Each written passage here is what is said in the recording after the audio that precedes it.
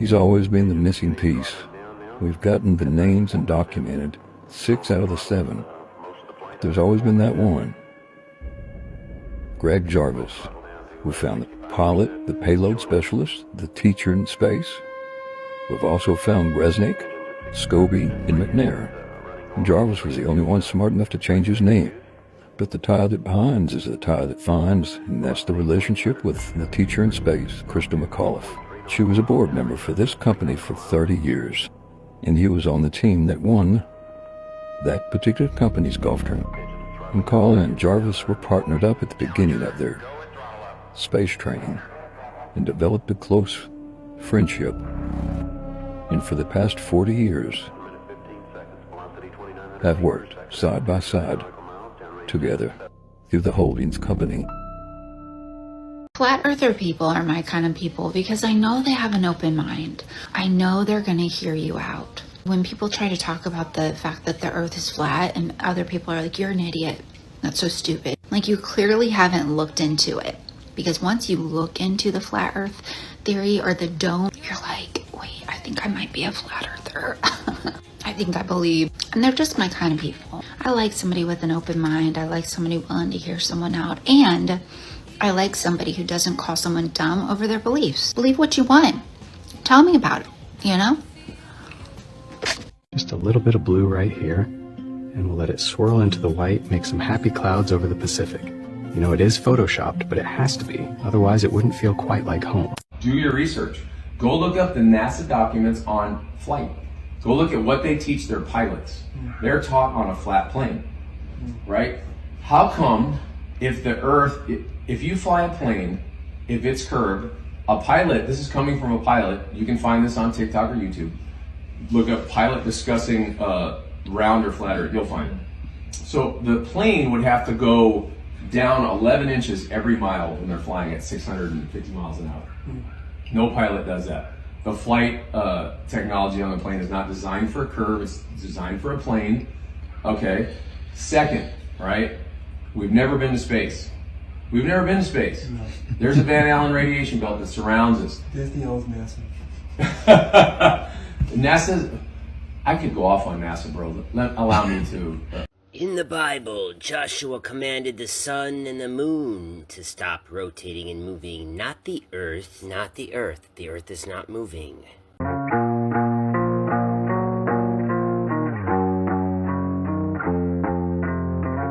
Do you genuinely believe that the Hubble Space Telescope can capture images of the very end of the universe, but it can't zoom in on the United States flag that was apparently placed on the moon?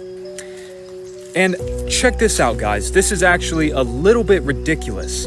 Breaking news, you are looking at the clearest and most detailed map of the Milky Way galaxy ever made.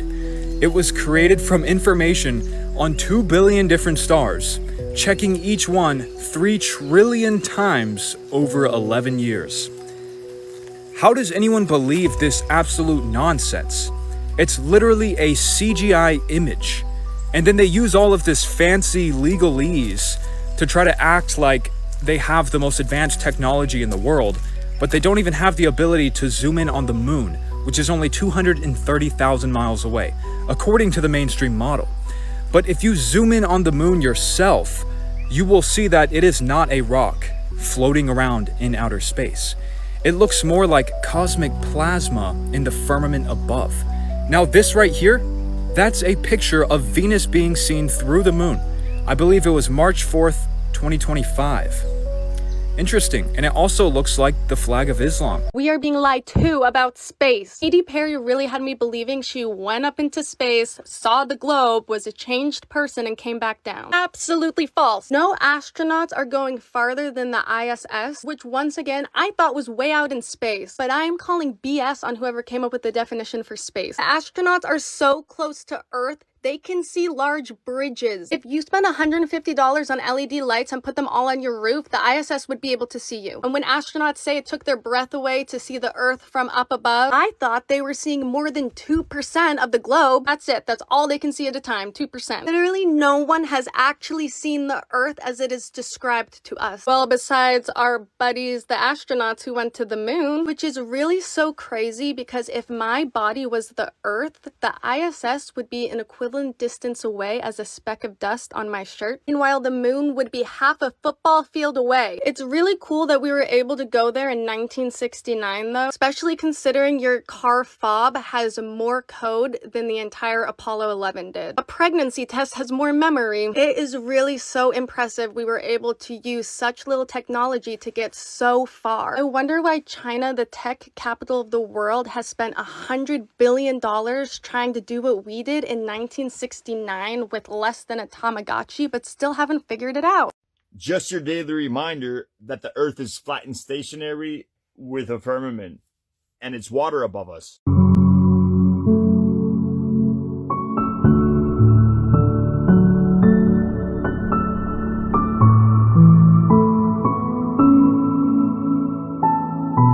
So we are 3 months into 2026, and these are all the things that I'm already starting to believe. 1, the Earth is definitely flat. There's no way that we landed on the moon. I don't even think we've been in space. Project Blue Beam. That was also a pretty interesting rabbit hole. Everything in our history books was probably a lie, and the whole world was probably going to end us. I have heard of it. It has not, but it has nothing to do with the math of it. A plane cannot make that flight. Okay, backpack, do you know what the TOD is? That's math for an airplane. I do not know what the TOD is, but again... Okay, hold on. Let me educate you. You are ignorant of the subject, and that's clear.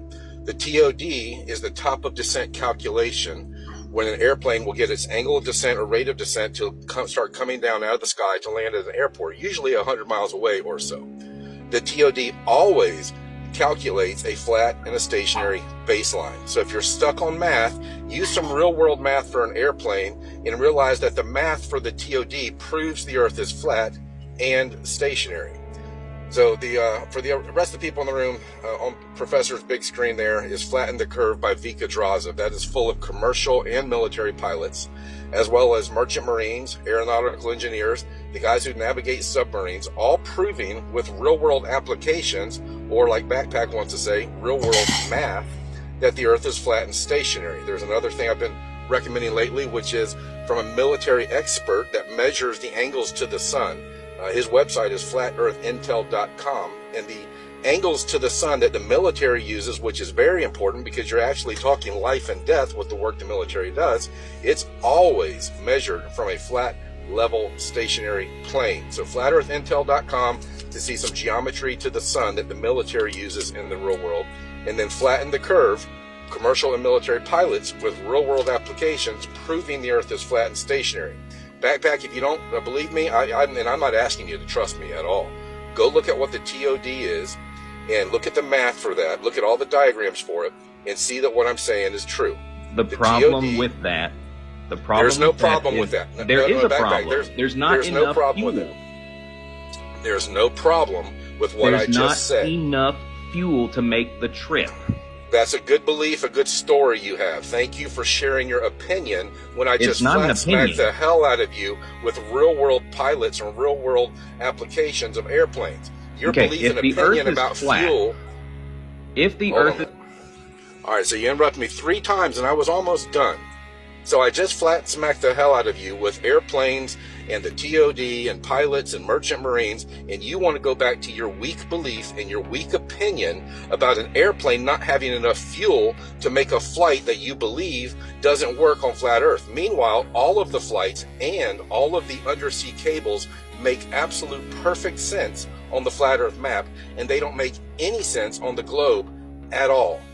So all of the airplane flight paths fly straight and level, point to point, including the one that you want to talk about from Santiago to Sydney. They all work perfectly on flat Earth. That's the only place that everything works is on flat Earth, because there is no globe. There is no curvature. There is no motion except for the motion of the sun, moon, planets, and stars over us in perfect clockwork cycles. So Backpack, thanks a lot for your you were just a perfect example now of someone who ignored everything I said to go back to your weak belief and your weak opinion about fuel for an airplane. That's really pathetic. So thanks, Professor. Thanks for letting me jump in for a minute. Hey guys, I'm a little annoyed today.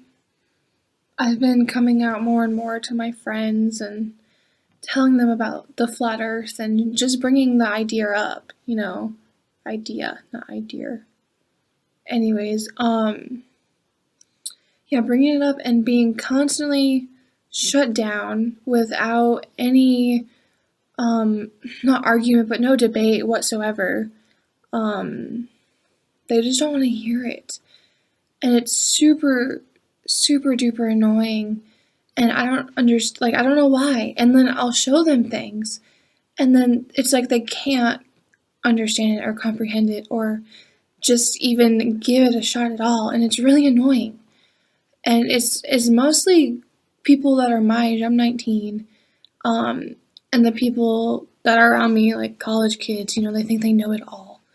And maybe I think I know it all too, but I don't know. If someone shows me evidence against, because I don't know about you guys, but I loved astronomy. I took it in high school and it was my favorite thing. And I love the idea of space. I was gonna get space tattoos and I loved it, And I was a globe or whatever. I believed in the globe. I had no reason not to, right? Because it's just in front of our face 24/7 all the time. And so my dad actually told me about the flat earth, and he told me, what did he say? The first thing, he's like, Dominique, the earth is flat. I was like, Dad, stop. Because my dad always has these crazy ideas and crazy things going through his head. But I don't know, I just didn't believe him. And he told me about the United Nations logo and then the flat earth and how they were the same thing. And then he reminded me that the government likes to throw stuff in our face and mock us, and they do. And then he told me about airplane routes and how they don't make sense and make a lot more sense on a flat earth model. And so I was like, okay, Dad, whatever you say. But I looked into it and I was changed almost right away. It made a lot of sense, and it continues to make more sense the more I look into it and the further and deeper I go. But yeah, it's really annoying when people, they can't even, they won't even listen, They won't do anything. It's really annoying. And it's frustrating. And if you don't want to wake up and realize what's happening and see the deception that's right in front of your face, and fine. But at the same time, nothing is going to change if people don't see it.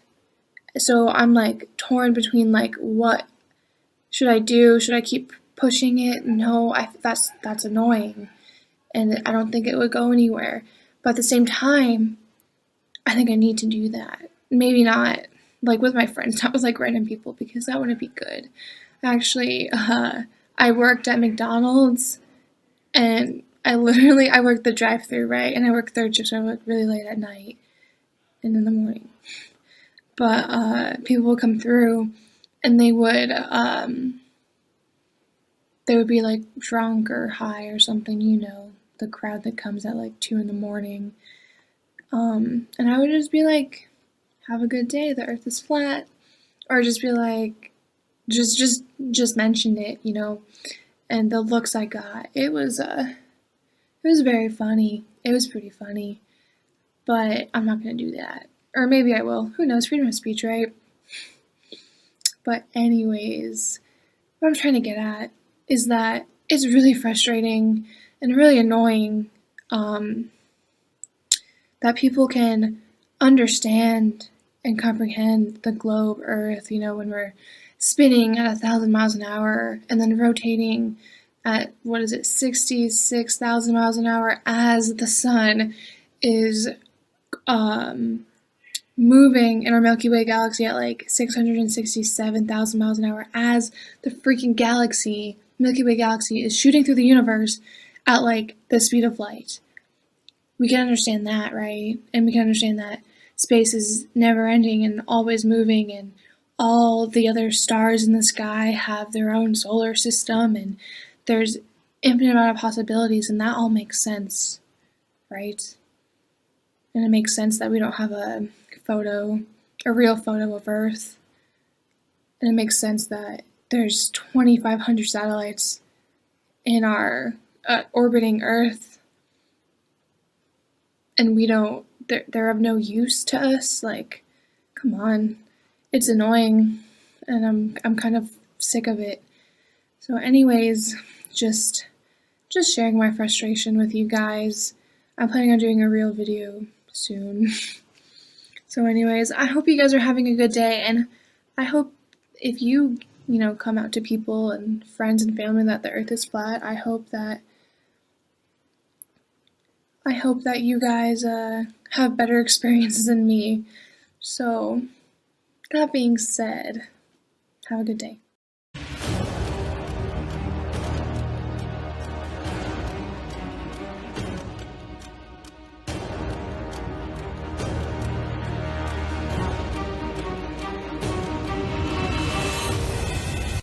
My name is Mishu. I'm here because I'm fed up. I just smoked. So the number's coming. I'm going to write the number down here. Right, we've got Brazil. Could you pass me a pair of sneakers? 55800 and the rest of it. Hey, Flavio. But this here is a real monster of a... It's a balloon. A balloon there. It's a balloon, well. That was due to your breaking it. Where's the satellite? In the balloon, obviously.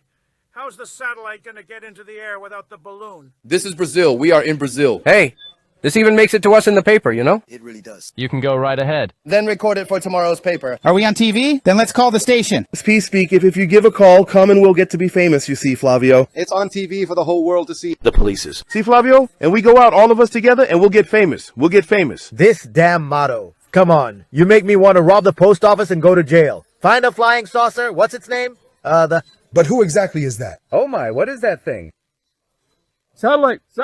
A small light from the plane, you attribute it to the crisis, and that's how it appears. That's why I mentioned it. Look at the size of that lamp. It's hard to tell what it is from afar. Yeah, from a distance it gives the impression it's something huge. When we got up there, we thought it was a plane when we saw that white trail. The equipment is really sophisticated, and it's full of lit up lights inside. You actually believe I'll go up there? Let's call 3M, man. If 3M shows up, my dream. Once 3M appears, you'll make it happen, see? Stay here till early morning to see, until it gets here. Until we meet here. You'll...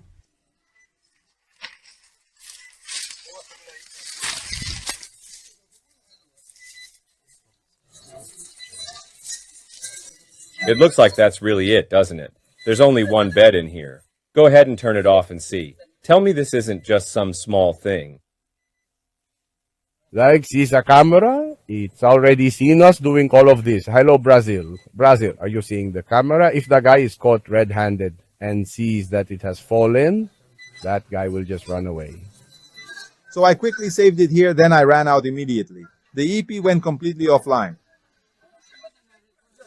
But there was no one to pity, no? I brought him back human. How funny that is, no? But I think you can take a good look, and now that it's just for him.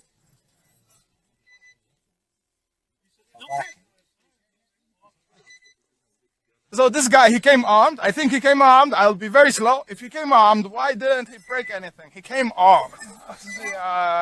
He came from over there. I want to talk to him. Strange. Weirded out up high.